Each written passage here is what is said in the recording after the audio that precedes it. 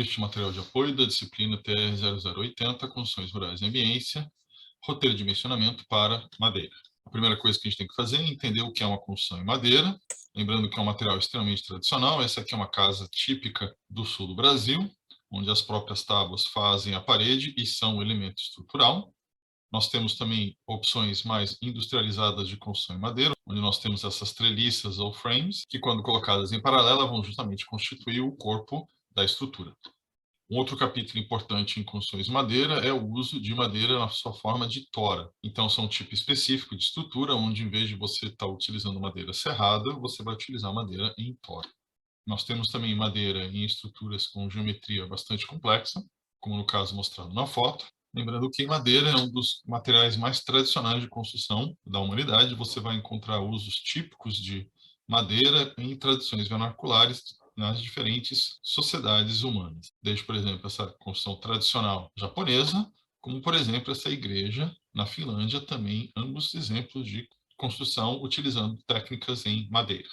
Falando em técnicas de madeira, nós temos, então, duas classes principais para nós, que é a construção utilizando toras, roliças, e a construção utilizando madeira serrada. Na construção com madeira serrada, nós vamos ter casos onde a madeira entra com uma estrutura, em pilares e vigas, e nós temos também os casos em que a madeira é usada, além da parte da estrutura, como elemento de preenchimento na forma de placas. Um dos aspectos mais importantes, se não o mais importante, de uma construção em madeira é onde essa madeira se encontra com o solo, ou na união com a base civil, é onde você deve tomar bastante cuidado, porque no solo há presença de umidade e a madeira não gosta de umidade. Então há sempre um cuidado extremo em trabalhar a chegada da estrutura de madeira com o solo. Então, aqui, esse tipo de união é a união preferida atualmente, onde você chega com a civil, há um elemento metálico que realiza a união da base civil com o elemento de madeira. E esse aqui passa a ser o arranjo mais tradicionalmente usado. Então, temos a base de civil em concreto, um elemento de ferro estrutural, e esse elemento de ferro estrutural é responsável, então, pela união da base civil com um elemento de madeira, normalmente uma coluna. Falando em uniões, essa é a parte mais complicada do projeto em madeira. Então, toda vez que vocês forem dimensionar um projeto, aloque bastante tempo e HH para o cálculo de todas as uniões. A maioria das estruturas de madeira, especialmente as contemporâneas, vão utilizar elementos mais esbeltos, porém numa maior quantidade. Por exemplo, a gente tem para concreto. Então, onde no concreto você teria uma viga, em madeira você vai trabalhar com uma quantidade bem maior de vigas, só que trabalhando a um esforço menor. Então, você tende a ter mais elementos trabalhando a um esforço menor do que em uso de concreto. Isso acontece especialmente porque nós temos que fugir flecha máxima dos elementos. E quando você tem mais elementos distribuídos na sua estrutura, fica mais fácil gerir esse tipo de restrição. Outro fator que influencia bastante o uso do número maior de elemento de madeira é o fato de quanto menor as dimensões do elemento de madeira, mais barato ele tende a ser. Então, uma peça de 10 por 10 não vai ter somente o dobro do que uma peça de 20 por 20. Uma peça de 20 por 20 vai ser muito mais caro do que uma peça de 10 por 10. Então, trabalhar com um número maior de elementos de madeira tem duas funções. Distribuir a carga e ter menores deformações, e a outra é utilizar elementos mais baratos e mais disponíveis no mercado. Ainda no âmbito de construções de madeira, há toda uma série de técnicas para a união de peças em madeira. Essas aqui são algumas das formas tradicionais utilizadas para a união de peças de madeira, para que vocês entendam como isso é um capítulo que deve ser tratado à parte no dimensionamento da sua estrutura. Uma das opções contemporâneas que nós temos para realizar união de elementos de madeira é o uso do gun nail. São essas chapinhas de aço galvanizado, em que você dobra esses dentes em 90 graus e você bate essa chapa de metal junto à madeira. Esse aqui é um exemplo típico para travação de topo de toras de eucalipto, que tem uma tendência a cisalhar. Então, você, no momento que você abate o eucalipto, você já coloca o gun nail para impedir que essa tora faça o split e surja essas fendas radiais que levam à perda de valor econômico. Como exemplo de aplicação dessa técnica, nós vamos dar uma olhada nesse projeto de construção de 300 casas populares no interior de São Paulo. Então, você tem todas as estruturas de madeira já montadas na fábrica, através do que você coloca a madeira, coloca os galinheiros e pressiona. Então, uma prensa hidráulica que faz a união de todos os elementos. Você simplesmente alinha todas as peças de madeira, coloca as placas do gun nail, aperta dois botões a prensa desce e ocorre a união de todas as peças. Então, você consegue produzir elas de uma forma bastante industrial. E aí, essas peças produzidas em escala, manda então para a obra. Quando chega lá na obra, você coloca no telhado, já utilizando ali qualquer sistema de elevação, no caso aqui, um forklift. Chegado na obra, você começa a alocar as terças, certo? São todas perfeitamente iguais. Você continua alocando as tesouras das águas, termina por definir todas as águas do seu telhado. Com isso, então, você libera para a colocação das terças. Essa aqui é a parte mais trabalhosa, onde, de fato, você vai ter que posicionar cada uma das terças e pregar cada uma delas. Finalizada a terça, então, você vai ter aqui o seu telhado praticamente montado. Nessa foto é bacana a gente notar que essa aqui nós temos uma construção em série, então um número de unidades que tem exatamente o mesmo telhado, que facilita a nossa produção em série das estruturas de madeira. Uma vez colocadas as terças, nós nos preparamos para fazer o lançamento de caixa d'água, fiação, etc., antes de partir para a cobertura do telhado. Uma das coisas que é importante a gente notar no uso de produção em série é que no canteiro de obra você vai programar as construções de madeira para que elas sigam em fase com a construção do seu conjunto habitacional. Então você vai ter uma equipe que vai ficar responsável só pela alocação das tesouras, a próxima equipe vai ser para a colocação das terças e a equipe final para início do fechamento. E você vai seguir o seu cronograma de obras de forma a evitar que toda a tua obra esteja exatamente na mesma fase. Então, você vai ter um número menor de equipes trabalhando e isso vai reduzir o seu custo de obra. Entrando um pouco no conceitual sobre o que é uma madeira, que é um elemento vivo, diferente, por exemplo, quando você trabalha com estrutura metálica ou cimento ou pedra. Ela, na maioria dos casos, cresce do centro para fora, e essa região com a cor diferente é justamente a parte viva da árvore. Então, a única parte que cresce nesse tipo de madeira é justamente este anel aqui, mais externo, e toda essa região mais clara, que é a região do albúrnio, é onde exatamente a árvore está preparando o crescimento do anel de sustentação. Ou seja, essa aqui nós temos um corte da evolução do crescimento do caule.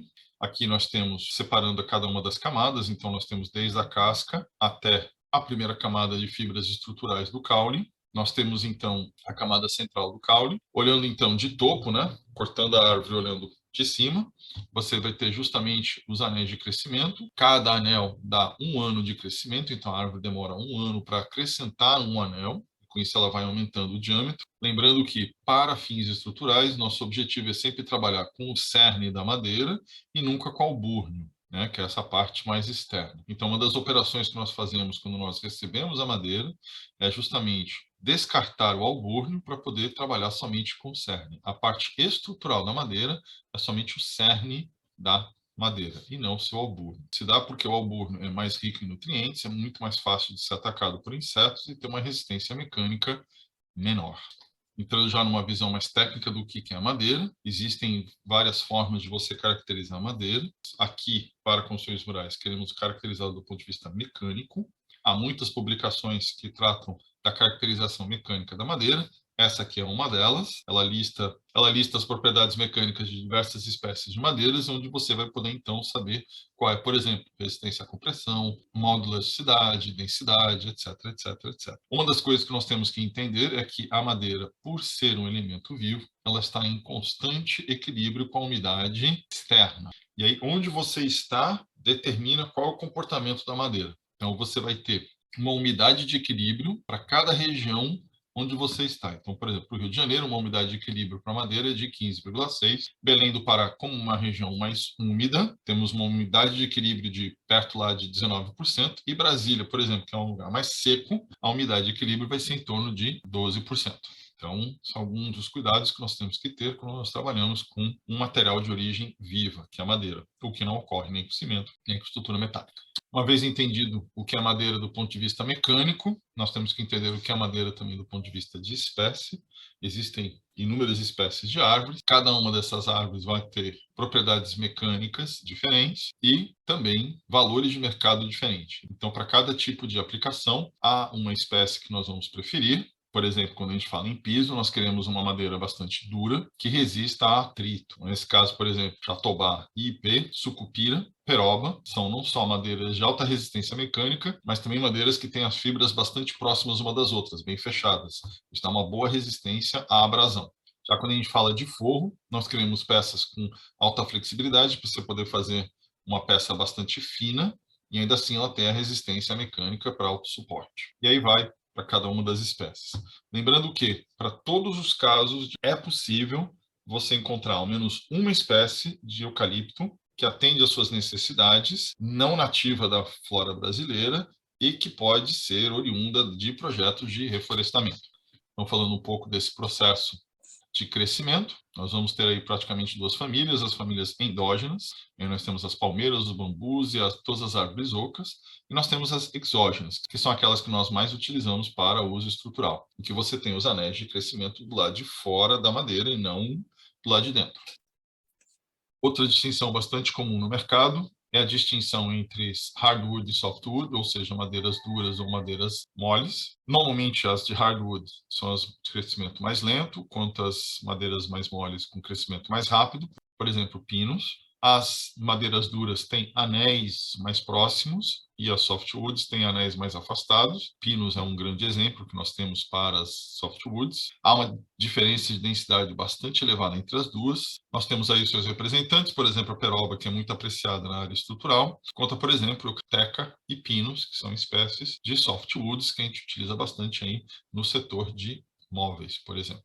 Lembrando que uma das nossas principais diferenças em termos de uso de madeira como elemento estrutural é o uso de construções que utilizam a madeira como uma tora e o uso de madeira serrada. O uso da madeira serrada implica, obviamente, você extrair a madeira após o decréscimo da sua unidade, transformar ela em madeira cortada. E essa operação é chamada de desdobro. Ela normalmente é feita nesse tipo de máquina, uma serra de fita.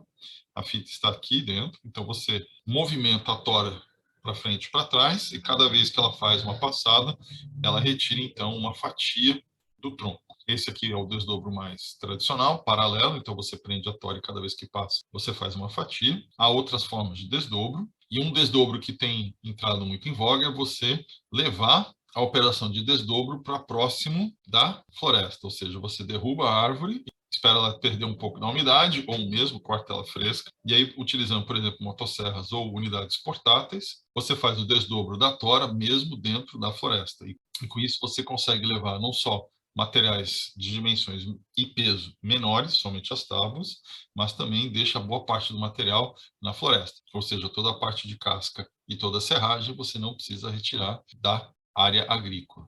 Isso diminui bastante os custos de transporte. A madeira sendo um elemento vivo, há uma diferença bem grande da umidade em que ela cresce e da umidade que nós utilizamos ela. Então, essa questão da secagem da madeira é extremamente sensível para que não ocorra perda de qualidade. Essa perda de qualidade pode dar principalmente em duas formas. Que é o splitting, ou cisalhamento do topo da madeira. Lembrando aquela foto lá do gang nail, por exemplo, para a tora de eucalipto, que é um defeito padrão para a tora de eucalipto. E o outro é por perda de geometria durante a secagem da tábua após o desdobro. Então, há aqui uma solução de compromisso, onde você ou espera a tora secar e aí faz o desdobro dela seca, e aí é uma fibra mais dura e vai dar maior desgaste na sua serra, ou você faz o desdobro da madeira ainda com alguma umidade, e você pode correr o risco de ter deformações na geometria da sua prancha, que vai levar à perda de qualidade do seu produto final. Aqui nesse desenho, algumas das diferenças de geometria mais comumente observadas após o desdobro. Lembrando que, se você olhar a madeira, se ela for certificada ou não, não dá para saber a diferença. Então, na sua obra, sempre tenha o cuidado de ter o registro da origem da sua madeira, para que lá no final da obra você não tenha a presença do fiscal perguntando: o senhor tem o certificado de origem dessa madeira que o senhor já construiu? Então, assim, a questão da certificação florestal no processo de aquisição e recebimento desse material na sua obra é uma etapa importante do projeto e evita muita dor de cabeça, ok? Então, assim, sempre lembrando que uma vez que você instalou a sua madeira, você não quer retirar. Então, tenha a certificação florestal checada antes de aceitar esse material na sua obra. Entrando já no uso específico da madeira como elemento estrutural, nós vamos estar no âmbito da NBR 7190, que foi uma norma que mudou bastante como nós entendíamos o projeto estrutural de madeira, nos aproximando de como nós entendemos o projeto de estrutura metálica. Então, a NBR 7190 foi uma revisão da estrutura de madeira, mas utilizando os conceitos que a gente tornou muito mais sólidos para a estrutura metálica. Então, hoje em dia, a norma brasileira vê a construção de madeira muito mais próxima de uma construção em estrutura metálica do que antigamente. Então, nós vamos olhar para a nossa estrutura e pensar em dimensionamento de estrutura metálica e executar como madeira. Isso facilita bastante a gente, porque, por exemplo, a maioria dos softwares de simulação para estrutura metálica, agora nós podemos utilizar só colocando o quê? As características da madeira. Ela vai se dividir entre as madeiras brutas ou roliça e as madeiras serradas. E as madeiras serradas têm categorias diferentes, dependendo da sua qualidade. No final, nós temos uma classe particular, que são as madeiras chamadas industrializadas, MDF, madeira compensada, ou seja, elementos de madeira que são reconstituídos a partir de uma madeira natural. Olhando para a madeira do ponto de vista de engenharia, para o nosso dimensionamento, nós vamos trabalhar basicamente com resistência à compressão paralela à fibra, então pegar um pouquinho de madeira e esmagar ele. Nós vamos ter ruptura, flexão estática, cisalhamento e, finalmente, modularidade, ou seja, quanto ela deforma durante o carregamento. Isso significa que cada espécie de madeira vai ter um conjunto de dados físicos ou características físicas que vai caracterizar elas do ponto de vista estrutural. Aqui nessa tabela, por exemplo, nós temos as resistências à compressão, cisalhamento e modularidade, por exemplo, para IP, eucalipto e peroba. Ou seja, cada espécie vai ter ali um comportamento mecânico típico e isso vai ser os nossos critérios para escolha de espécie de madeira para aquela aplicação. Continuando as características da madeira para a norma, nós temos as forças e cada subíndice vai indicar em que arranjo nós estamos trabalhando. Compressão, tração, cisalhamento, embutimento ou flexão. E o alfa é o ângulo em relação à fibra que essa força está sendo aplicada. Nós temos o EW, módulo de densidade, nós temos as densidades básicas, a massa seca, o volume saturado, densidade aparente, etc, etc. Então, são todos índices que vocês vão encontrar na norma e o que é importante para nós. Mesmo que você não tenha todas as unidades ensaiadas para a sua madeira, a norma sugere valores de referência. Então, se você sair da FC, força de compressão, você consegue praticamente determinar todos os demais esforços que essa madeira consegue resistir. Ainda caracterizando as diferentes madeiras que nós temos para uso estrutural, a norma vai nos determinar classes de resistência. Então, nós temos classe C20, C25, C30, que é justamente a resistência à compressão paralela às fibras, dada em megapascal. E aí você vai ter, por exemplo, seu correspondente em força de cisalhamento, módulo de elasticidade, densidade básica e densidade aparente para cada uma das classes. Isso separados para as espécies coníferas e as dicotiledôneas, ou seja, pinheiro e demais árvores. Na prática, isso significa que há dois momentos distintos. No primeiro momento, o momento de projeto, onde você vai escolher a classe da madeira, mas você não sabe qual é a espécie. E o momento depois, quando você terminou o seu projeto, onde você sabe que classe de madeira você necessita, e aí sim você vai escolher qual a espécie de madeira que você vai utilizar na sua obra. Lembrando que esses valores são para a umidade de referência de 12%, certo? Então, por exemplo, se você está em Belém do Pará, essa umidade é maior. E aí o que acontece? A norma diz que cada espécie de madeira pode ser entendido como pertencente a uma classe. Então, você não precisa mais ensaiar a sua madeira para determinar o seu coeficiente, você só entra com a espécie da sua madeira e a norma vai te indicar para você qual a classe ela pertence. Então, no caso, por exemplo, do eucalipto, que é importante para nós por ser oriunda de áreas de reflorestamento, nós temos espécies que vêm da classe C40, portanto, uma resistência à compressão de 40 megapascal, até C20, madeiras de resistência à compressão de somente 20 megapascal. Então, as espécies de eucalipto são extremamente variadas e conhecê-las irá determinar qual a espécie que tem o maior interesse para nós. Igualmente, a norma nos indica quais são as classes de umidade de cada uma das espécies, e aí nós temos então as diferentes umidades relativas, 12, 15 e 18%, ou classe de umidade para acima de 25%, para que a gente consiga então aí determinar qual vai ser a umidade de equilíbrio dessa madeira em relação à umidade do meio ambiente. Olhando então agora somente para a compressão, então nós temos nosso bloquinho de madeira trabalhando a força de compressão. Nosso primeiro critério sempre é um critério geométrico, que é justamente prevenir que o nosso pilar flambe. Lembrando que flambagem, o que é? É quando você tem uma falha catastrófica do seu pilar à compressão.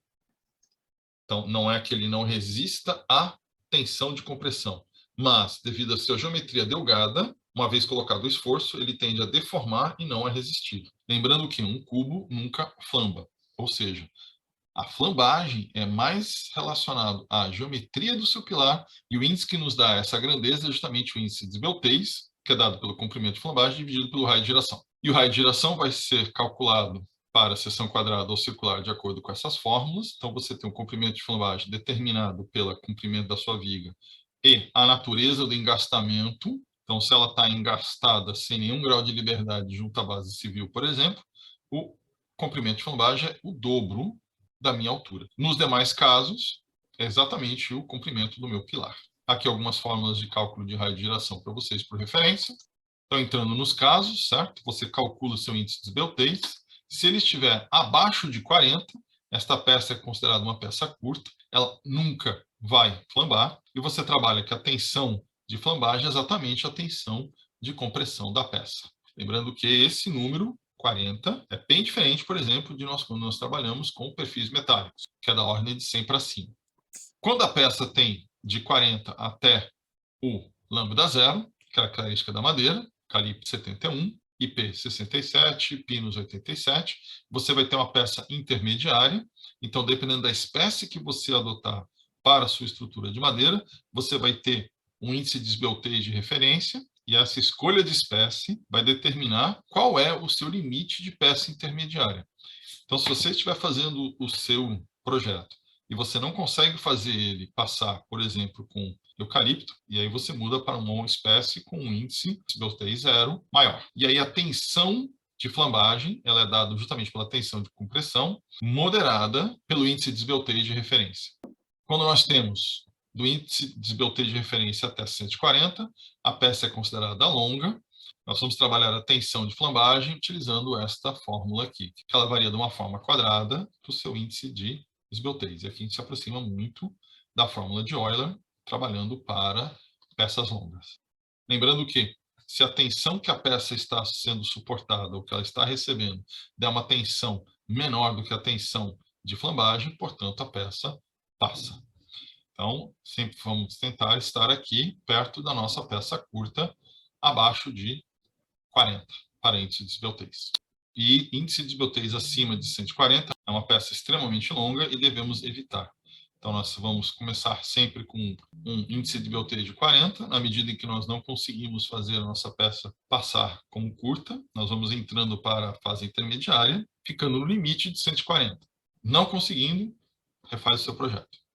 Ok? Então, essa aqui é uma tabela de referência para colunas roliças de eucalipto. Você entra com a altura, com o diâmetro, e ela te dá a carga máxima admissível. Então, vamos supor que você esteja fazendo seu projeto. Você precisa dimensionar um pilar para 20 toneladas, com pé direito de 3 metros. Então, você chega lá, 20 toneladas, 3 metros, você vai chegar numa coluna de eucalipto de aproximadamente 20 centímetros de diâmetro. Se no seu dimensionamento você chegou a um pilar de 50 centímetros, então provavelmente alguma coisa está errada. Se você chegou a um pilar de 5 centímetros, também tem alguma coisa muito errada. Então, essa tabela está aqui para ser uma referência para cheque de dimensionamento. Então, agora vamos dar uma olhada em elementos sujeitos a esforços de flexão. Lembrando que tudo que nós vamos ver aqui vem dos conceitos de estática. Então, tudo aquilo que vocês já viram, tanto de física 1 como estática e resistência dos materiais, vão se aplicar agora. E no caso específico das terças, porque há uma inclinação do telhado, nós temos que lembrar que a força gravitacional pode ser dividida em duas componentes. Uma que vai trabalhar na flexão da terça em direção da água e uma que vai trabalhar na flexão da terça em direção à tesoura do telhado. Então, no cálculo de flexão, nós vamos calcular o nosso tensão atuante, dado pelo momento máximo, multiplicado pela altura máxima, dividido pelo momento de inércia. Nada diferente do que nós vimos em resistência dos materiais, isso vai dar nossa máxima tensão à flexão, e esse valor da tensão atuante tem que ser menor do que a máxima tensão à flexão. Simples assim. Lembrando que, quando nós temos forças de tração ou compressão, nós temos que trabalhar com a resultante. Depois nós temos o cálculo da tensão de cisalhamento, que é a cortante máxima, momento estático, largura da seção transversal, vezes momento da inércia. E aí, dependendo da seção, nós temos aí a fórmula diferente para cálculo da tensão. E aí, no final, se a tensão calculada for menor do que a tensão máxima admissível, a peça passa. Aqui nós temos uma tabela para que a gente consiga lembrar quais são os momentos fletores máximos, dependendo do tipo de viga que nós temos e do tipo de carregamento e viga que nós temos.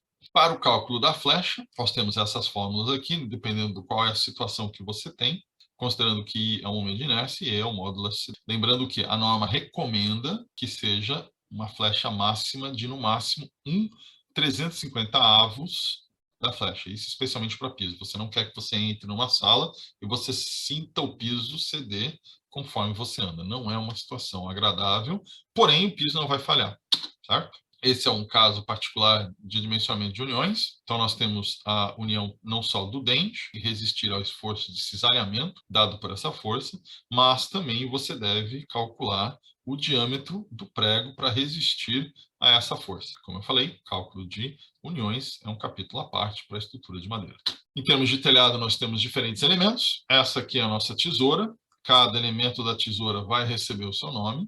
Uma vez que nós temos a nossa tesoura, nós temos as terças. Depois das terças, nós temos os caibros. Depois do caibro, nós temos a ripa. E a ripa é justamente o elemento final onde nós vamos ter a fixação das suas telhas. Então, o espaçamento entre as ripas vai ser fundamentalmente determinado pelo tipo de telha que você vai estar utilizando. Em alguns casos, por exemplo, caneletões de fibrocimento, onde você tem peças extremamente longas, você pode prender a telha diretamente sobre as terças, eliminando, por exemplo, assim, o caibro e as ripas. Já quando as telhas tendem a ser menores, do tipo francesa, romana, todas as de barro, você vai ter que ter a terça, o caibro e a ripa. Então, a escolha da telha pode ter um impacto bastante grande no dimensionamento do seu telhado de madeira. Aqui uma tabela de ângulos de referência para cada tipo de telha que você tem. Então, quanto mais curta a peça, maior tem que ser o ângulo para que a água tenha uma velocidade maior e não dê tempo para ela infiltrar. Então, por exemplo, essas telhas do tipo caneletão, eternite, uma peça única de mais de 4 metros, você pode ter inclinações mínimas aí de 3 graus, ou seja, um telhado bem baixinho, porque ela não tem nenhuma emenda e a água vai correr praticamente de fora a fora. Então, nos casos de telha de barro, você vai necessitar calcular não só calcular as terças, mas também os caibros e as ripas, e todas vão ter que ser dimensionadas a flexão. E nos casos de fibrocimento diretamente sobre as terças, você vai calcular como um esforço de flexão com carga uniformemente distribuída, dado pela quilos por metro quadrado das telhas. Aqui nós estamos trazendo alguns dos distanciamentos clássicos para telha cerâmica. Então, nós temos espaçamento para terças de 1,5 m, caibro de meio metro e ripa de 35 centímetros. Já para telhas de fibrocimento, nós vamos ter espaçamento de 3 a 5 metros e as terças podem ficar aí no espaçamento de quase 1,5 m. No caso das telhas metálicas, nós temos um espaçamento de 3 a 6 metros e as terças podem ter aí um espaçamento de até 2 metros. Essa aqui é uma sugestão para caibros, um caibro de 70 kg-força por metro quadrado, de resistência à compressão, um distanciamento de 50 ou numa madeira C40. Dependendo da geometria da peça, nós temos aqui o vão máximo que ele pode suportar. Já uma terça mais resistente, uma madeira C40, dependendo da geometria da peça, nós temos vãos maiores. Lembrando que cada tesoura vai ter a sua geometria particular e cada uma dessas tesouras deverão ser dimensionadas como uma treliça particular. Nós temos diversas geometrias possíveis, há algumas que são tradicionais no mercado. O principal critério é o vão que ela consegue abarcar. Dependendo do carregamento, você vai ter tesouras cada vez mais próximas umas das outras. E nós temos aqui nesse exemplo um dimensionamento de tesoura de 14 metros de vão para 4 metros entre elas. Nós temos o nosso carregamento distribuído, 56 kg por metro quadrado. Nós temos nossa área de influência que ela vai receber esse carregamento. Com isso, nós sabemos exatamente qual é o carregamento que cada uma das terças vai transmitir para a tesoura. E nós lembramos sempre de estática, que isso aqui nada mais é do que um plano Cremona. E aí, realizando o plano Cremona ou utilizando o software adequado, nós conseguimos calcular os esforços em cada um dos elementos da nossa tesoura e, com isso, fazer o nosso dimensionamento. Lembrando que, em muitos casos no mercado, você vai encontrar já tesouras prontas, material de referência, então você não precisa reinventar a roda, no caso, recalcular a tesoura. Simplesmente vai no catálogo do fabricante e vê qual tesoura lhe adapta. Lembra daquele exemplo do gang nail? É isso. O material de referência que a gente sugere é esse livro de estrutura de madeira, esse númerozinho que vocês estão vendo aqui, 624.184P527, de 1982, é justamente o número de referência na nossa biblioteca. Então, vocês vão encontrar esse livro disponível na Biblioteca de Engenharia da UF e vocês vão poder consultá-lo. Recomendamos também a apostila do professor Moretti, que pode ser encontrada aí na internet. Agora vamos para um exemplo onde você foi contratado para projetar um galpão de máquinas agrícolas com vão mínimo de 12 metros, uma altura de 5 metros de pé direito e um comprimento de 20 metros. Considere estado do Rio de Janeiro, um terreno solo argiloso, um vento predominante perpendicular às águas e um telhado de fibrocimento com beiral de meio metro, pilares de eucaliptos e sapatas de concreto armado. Então essa aqui é a nossa seção, onde nós temos os 5 metros de pé direito, os 20 metros de comprimento e nosso vão aqui de 12 metros, ou seja, entre pilares 12 metros, que vai ser justamente... Então, recapitulando, para nossa carga de vento, nós temos essa fórmula aqui, bastante conhecida de vocês. Nós temos que determinar a nossa isopleta, o fator topográfico, a rugosidade e o índice estatístico. Location, location, location. Nós estamos aqui no Rio de Janeiro, então nossa isopleta gera aí uma velocidade típica de 20 metros por segundo. Olhando para o nosso fator topográfico, é um terreno plano ou quase plano, portanto, fator topográfico 1. Depois nós vamos para o nosso fator de rugosidade. Nosso entorno é casa, campo ou fazenda, categoria 2. A classe da edificação, superfície frontal menor ou igual a 20 metros. Então, nós temos 3A. Nós temos terreno aberto, pouca construção. Classe A. Altura acima do terreno, 5 metros. Então, nós temos um S2 de 0,79. E, finalmente, nós temos nosso fator estatístico S3. Nós estamos aqui em depósito silo de construções rurais, 0,95. Então, nosso VK vai dar 22,92 e nossa pressão exercida pelo vento vai ser de aproximadamente 31,7 kg por metro quadrado. Pegando, então, o CP, nossa geometria, nós temos aqui um galpão aberto nas laterais, então, mais 6, pressão 0,6 e sucção 0,6. Então, nossa pressão final vai ser mais ou menos 18,6 kg por metro quadrado. Para o nosso telhado, nós temos ali um telhado de cimentamento com uma carga de 90, uma sobrecarga de 60 quilos por metro quadrado. Essa aqui é a nossa seção típica. Nós temos a carga de cobertura 90 mais 60, 150 quilos por metro quadrado. Nós temos mais nossa carga de vento, que aí vai ter sucção ou compressão 19 quilos por metro quadrado. Nós temos a carga resultante, que então vai ser de 168 quilos por metro quadrado. Chegando então aos 169. E aí nós temos o nosso próximo passo, que é especialmente a decisão do engenheiro em relação à geometria do nosso telhado. Então nós temos o posicionamento dos nossos pilares, isso vai indicar para nós a nossa distância entre tesouras. Então se nós temos uma distância de galpão de 12 metros, temos um beiral de 50 centímetros, essa decisão aqui de distância entre os pilares é a nossa primeira grande decisão. Por quê? Porque ela vai determinar exatamente quanto de carga esse pilar vai receber. Então, quanto maior o número de pilares, menor vai ser a carga, muito mais esbelto vai ser o pilar. E outro chute que a gente dá é o tipo de pilar. Então, vamos pegar um pilar de eucalipto roliço de 14 centímetros de diâmetro. Nossa próxima decisão são o espaçamento entre as terças. Então, vamos dar um chute inicial de 1,5 metros, já que é um telhado de eucalipto, podemos dar esse espaçamento. E aí a área de carregamento percebida pela terça é justamente o espaçamento pela largura do vão entre os pilares, então dá 7,5 metros quadrados de carregamento percebido pela terça, carga igualmente distribuída.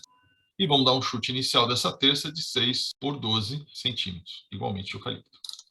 Então lá, para as nossas propriedades físicas do eucalipto, nós temos a densidade, o módulo de elasticidade, a resistência à fricção e a resistência a cisalhamento. Nós temos uma carga distribuída dada pelo carregamento do telhado pela sua área de contribuição, que dá alguma coisa em torno de 1,2 toneladas. Nós temos o peso próprio da terça, que contribuiu mais 37 quilos, chegando a uma carga linear de 2,6 quilos por centímetro de terça. Nós temos nosso momento fletor calculado, igualmente nós temos nosso momento de inércia, e com isso nós calculamos qual é a nossa tensão máxima admissível na flexão, que dá em torno de 1.118 kg por centímetro quadrado. Nós pegamos o nosso momento fletor máximo real, pegamos nossa altura máxima real, momento de inércia real da nossa terça, calculamos qual é a nossa tensão, que leva a 4,43 kg por centímetro quadrado.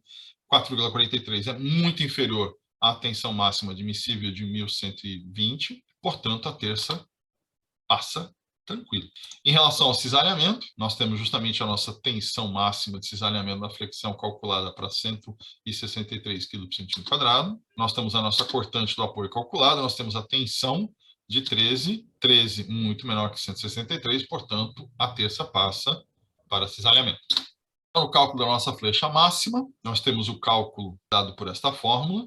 Nosso limite é o vão dividido por 350, portanto, nós não devemos ter uma flecha superior a 1,5 centímetros. Lembrando que esse é o limite para piso, ou seja, numa distância de 5 metros, você não quer que o piso ceda mais do que 2 centímetros. Calculando nossa flecha máxima, dá 15 centímetros distante, 10 vezes mais, portanto, não passa. Passamos, então, para uma terça de 6 por 16, ao invés de 6 por 12, 6 por 16, crescemos a altura da terça mais 2 centímetros, recalculamos o nosso momento de inércia, recalculamos nossa flecha, então de 15 ela passou para 6, portanto, menos a metade. O que para nós, para telhado, vamos considerar como aceitável, portanto, passa. Passando agora para o cálculo da sapata do nosso galpão, nós já temos a carga que o pilar recebe, nós tiramos o carregamento do telhado e da sua área de contribuição, nós acrescentamos o peso próprio das terças, nossas 5 terças, dá mais 50 quilos, e nós temos o peso próprio do pilar, que aí nós temos que considerar qual é a densidade da madeira. Lembrando que nós estamos trabalhando com eucalipto, portanto, densidade de 1 tonelada por metro cúbico. Então, nossa carga para o pilar de 5 toneladas, peso da terça 50, peso do pilar a 14 centímetros de diâmetro, mais 80 quilos. E a última contribuição que nos falta é justamente o peso próprio da sapata, considerando ela uma geometria quadrada e meio metro de altura, vai ser alguma coisa em torno de 1,1 tonelada multiplicado pela largura ao quadrado. E o nosso peso total sobre o solo é dado por essa equação, que resulta, então, em 5,6 mais 1,1 multiplicado pela lateral da sapata ao quadrado. E aí, qual seria o próximo passo? Justamente considerar para o solo em questão, olhando na norma 6.122, argila dura, uma capacidade máxima de suporte de 3 kg por centímetro quadrado, com a somatória dos nossos pesos recebidos pela estrutura, possibilitando o cálculo do peso total da estrutura sobre o solo. Tendo a nossa capacidade de suporte do solo, é só igualar os dois lados da equação. Portanto, nós temos que uma sapata quadrada de aresta 44 centímetros é o suficiente para suportar o carregamento. Nós temos que confirmar agora a proporção da sapata, onde a altura mínima da sapata é dada pela largura maior e largura menor do pilar. Nós colocamos aqui na fórmula e dá uma altura mínima de 15 centímetros. Como nós temos uma altura de meio metro, ela com certeza passa. E o pilar? Porque a gente não confirmou se o pilar passa pelas tensões de compressão. Então, nós temos que checar se esse pilar de 14 centímetros de eucalipto que a gente supõe passa para os esforços de compressão. Nós vamos calcular nosso índice de Beltase, nosso raio de giração para seção circular. Nós temos uma situação de engastamento livre em cima, portanto, o nosso comprimento de flambagem é exatamente a altura do pilar. Calculando o nosso índice de Beltase, então ele vai chegar ao valor de 145. Opa, 145 é um valor acima de 140, portanto, dá acima do limite de peça longa, portanto, é inaceitável. Para nós calcularmos o nosso pilar com uma peça intermediária, nós temos que o índice de Beltase dele tem que ficar acima de 40 e abaixo do nosso limite do índice de Beltase de referência, que para eucalipto é 71. Então, para ter o índice de Beltase de 71, nós temos o comprimento do pilar dividido pelo raio de giração. Se isso aqui for igualado a 71, nós temos, então, que o diâmetro do pilar mínimo seria 28 centímetros. Ou seja, um pilar extremamente gordo e, portanto, extremamente caro. E, mais ainda, pesado. Então, para vencer esta restrição, nós vamos propor, então, um contraventamento a 1,5 metro do telhado em direção à base. Então, a 1,5 metro descendo da coluna, nós vamos unir as colunas lateralmente e vamos colocar uma mão francesa delas para a tesoura. E com isso, então, nessa altura, nós vamos restringir os graus de liberdade do pilar. Então, em vez de ter só um pilar com liberdade total. Nós vamos ter 2 pilares com liberdades totais, mas agora com comprimentos diferentes. Então, nós temos um de 1,5 e outro de 3,5 de altura.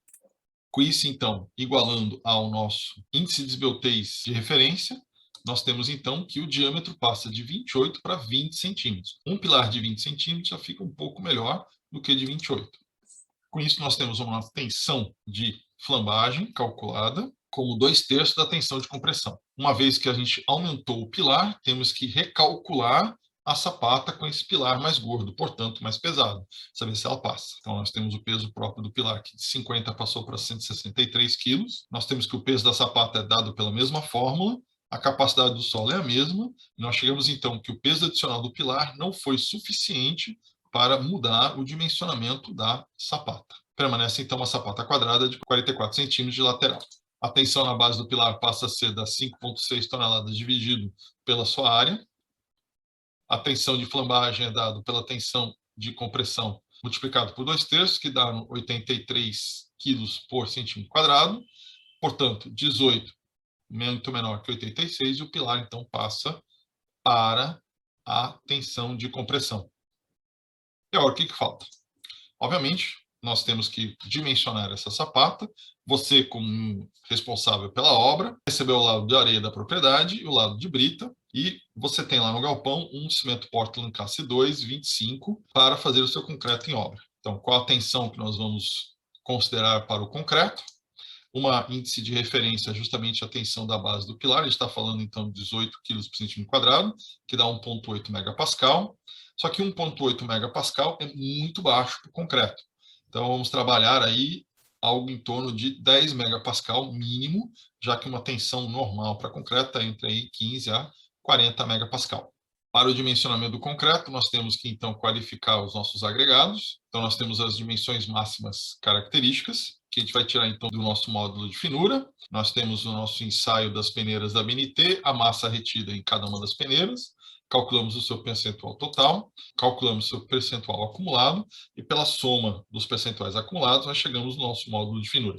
Então, na nossa tabela dos limites, nosso módulo de finura é 2,7, portanto, temos uma areia média. Nós recebemos também o nosso laudo de ensaio da brita, temos nosso conjunto de peneiras padrão, qual foi a massa que foi retida em cada uma das peneiras, calculamos nosso percentual retido, calculamos nosso percentual acumulado, fazemos a soma e chegamos no módulo de finura da nossa brita. Nosso próximo passo para o cálculo do concreto é determinar a nossa resistência à compressão média, a tensão de dimensionamento do nosso concreto, o FCK é a resistência do concreto depois dos 28 dias de cura, certo? E nossa tensão de cálculo, FCK, vai ser dado pela resistência após os 28 dias, menos 1,65 vezes o SD. Agora, lembrando que vocês fizeram estatística, e quando vocês fizeram estatísticas, vocês perguntaram quando que vocês iam utilizar a estatística na vida de vocês. É agora. Esse 1,65 que nós utilizamos no cálculo do traço do concreto é justamente um teste unicaudal a um alfa de 5% na distribuição normal da resistência à compressão do concreto. O SD é o quê? É o nosso desvio padrão esperado para a formulação do concreto. Então, o nosso desvio padrão na formulação do concreto ele vai ser uma função direta da qualidade da formulação do seu concreto. Então, se você tem o tipo A, você está na concreteira, você pesa seus materiais, tem balança, tem laboratório, etc., teu SD, teu desvio padrão, é de 40. Já você está numa condição um pouco pior, que é a condição B, em vez de pesar, você só mede por volume o seu agregado, aí o seu desvio padrão aumenta de 4 megapascal para 5 megapascal, que faz sentido. Quanto menor a pressão que você tem, maior você vai ter de desvio padrão. E se você está no tipo C, você estima a umidade, calcula em volume, aí o teu desvio padrão, que podia ter começado com 4, já vai para 7, perfeito? Então, para a nossa condição de obra, nós vamos trabalhar com esse desvio padrão. 7 megapascal multiplicado por 1,65, que é o teste unicaudal para a distribuição normal da compressão do concreto, isso vai subtrair da resistência real do meu concreto. E esse valor de 1,65, teste unicaudal, desvio padrão SD, é o que vai majorar o quanto tenho que ter de resistência real do meu concreto para que na prática, estatisticamente falando, eu tenha um concreto que realmente vai aguentar com alfa de 5% o carregamento que eu necessito. Perfeito? Então, nós temos que 7 em megapascal de desvio padrão, 1,65 da teste de Caldal. Portanto, a minha resistência a ser calculada do concreto é de 22 megapascal. Lembrando que a gente partiu de uma necessidade de resistência de compressão de 10 megapascal. Agora, para eu garantir que, fazendo concreto em obra, ou seja, um desvio padrão amplo, estatisticamente falando, esse concreto vai ter essa resistência, eu tenho que calcular um concreto de resistência de 22 megapascal. Que aí, com alfa de 5%, estatisticamente falando, eu vou ter certeza que ele vai ter essa resistência mínima na vida real de 10 megapascal. Perfeito? Então, aqui é um momento que nós temos a estatística sendo usado na engenharia. Nós vamos entrar aqui no nosso hábito da curva de Abrams. Nós temos CP2 25, então a resistência normal do concreto. Temos aqui 25. Nós temos a resistência à compressão que nós queremos, que é o 22, que é o que nós vamos calcular, para ter certeza que na obra vamos ter no mínimo 10. Então, nós temos uma relação água-cimento de 0,55, tirado da curva do gráfico de Abrams. Ou seja, 0,55 de água para cimento em peso, não em volume. Continuando o nosso dimensionamento, para o cálculo do fator de água-cimento, nós temos o nosso abatimento de 70 mais 10, que está relacionado à fluidez do nosso concreto. Nós temos o diâmetro máximo da brita que sai do ensaio, que vai ser determinante para a distância entre armadura e forma. Nós pegamos a dimensão máxima do agregado graúdo, pegamos o nosso abatimento e chegamos a um valor de 200 litros por metro cúbico de cimento. Lembra-se que a Abrams vai nos dar por peso. Nós temos o consumo de água em volume, dado pela tabela anterior. Nós temos a relação de Abrams, consumo de água por peso. E com isso, então, a gente consegue tirar qual a relação de consumo de água. E com isso, nós chegamos a um consumo de 363 quilos de cimento por metro cúbico de concreto. Já o nosso agregado graúdo, para saber quanto de brita a gente consome, nós temos o módulo de finura da nossa areia e o diâmetro máximo da brita. Então, temos o módulo de finura da areia, diâmetro máximo da brita de 19, e chegamos a um consumo de agregado graúdo de 0,67 metros cúbicos de brita por metro cúbico de concreto. Sendo a nossa massa específica real da brita 2,7 toneladas por metro cúbico, a máxima aparente unitária de 1,4 toneladas por metro cúbico, ou seja, real só brita, aparente com ar. Nós temos o nosso volume de brita ocupado por volume de concreto. Nós temos a nossa densidade. Qual que a gente vai considerar? Aparente ou real? Lembrando que nós estamos calculando no volume de concreto. O volume de concreto tem areia, tem água e tem cimento. Então, a brita está num volume que tem brita e mais alguma coisa. Então, nós vamos utilizar para esse passo a massa específica aparente, porque é o quanto de brita eu tenho no volume de concreto. E aqui, em vez de ar, nós vamos ter o cimento, a areia e a água. Nós temos que a massa específica vai ser o peso da brita dividido pela densidade. Portanto, nós chegamos a 971 kg de brita por metro cúbico de concreto. Finalmente, nós temos, então, o cálculo do nosso agregado miúdo, que é a areia, e vamos fazer isso por substituição. Se nós já temos o nosso volume total de 1 metro cúbico, nós já temos o nosso volume de cimento, de brita e de água, falta somente o de areia. Portanto, nós pegamos as nossas densidades, dividimos pelos pesos e chegamos aí a 0,3 metros cúbicos de areia por metro cúbico de concreto. E aí, para nós chegarmos do volume para o peso da areia, nós vamos simplesmente considerar a sua densidade. E aí, nesse caso, nós não estamos mais considerando o volume total ocupado pelo concreto, somente o volume da areia. Portanto, vamos pegar a nossa massa específica real. Lembrando, a gente já subtraiu o volume da brita, já subtraiu o volume da água e já subtraiu o volume do cimento. Então, estamos somente o volume da areia. Por isso, a densidade real. Então, nós temos densidade real da areia, mais o peso dividido pelo consumo de areia por metro cúbico, e chega, então, a 800 kg de areia por metro cúbico de concreto. Isso nos permite calcular o nosso traço em peso, que vai ser justamente os 300, 800, 900 e 200, cimento, areia, brita, água. normatizando em função do consumo de cimento, para que seja um traço relativo. Nós tiramos que o 200 sobre o peso do cimento é justamente a relação da curva de Abrams. Então, nosso traço final do concreto vai ser 1 para 2,4, para 2,67, para 0,55. E aqui você determina o traço final do concreto para fazer a sua sapata. Lembrando que no caso concreto, nós vamos sempre precisar de 3 elementos: FCK, diâmetro maior da brita, e o adensamento para determinar o seu traço.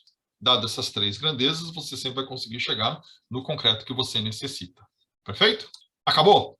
Então, mais ou menos. Para a nossa geometria da sapata, nós temos que confirmar nossa carga-função. Agora que a gente já tem o FCK, ela é dada por esta fórmula. E nós temos que confirmar a tração transversal. Na nossa carga-função, nossa tensão tangencial é dada por essa fórmula. Ela chega ao valor de 6 kg por centímetro quadrado. E a tensão-punção chega a 0,6 kg por centímetro quadrado. Como 6 é muito maior que 0,6, portanto, a sapata passa também para a carga-punção, ou seja, a força que o pilar exerce não vai furar a sapata. Quanto maior a altura, mais fácil fazer passar pela carga-punção. E aí nós temos que a nossa sapata passa. Nas verificações, nós temos a tensão transversal da sapata. Nós calculamos a nossa tração para a geometria, sendo uma sapata quadrada, não precisa calcular para as duas direções, que dá o valor de 1,7 toneladas. A tensão de tração transversal vai dado pela geometria mais a carga, então vai dar 0,80 kg por centímetro quadrado. Como o limite da tensão é 1/30 da resistência do concreto, nós temos então que FCK de 25 dividido por 30 vai dar 0,83, portanto, passa. Perfeito? Boas construções a todos. Muito obrigado.